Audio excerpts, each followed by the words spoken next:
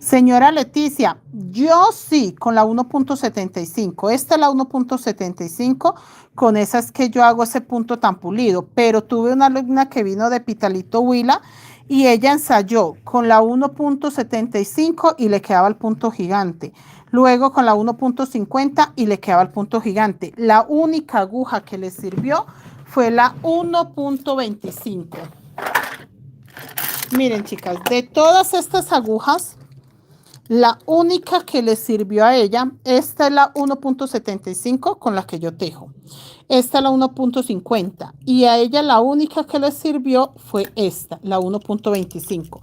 En mi caso yo tejí con la 1.25 y el punto me quedaba prácticamente igual que con la 1.75, pero en ella sí se vio mucho la diferencia. Esta es muy pequeñita y en ella la diferencia fue perfecta.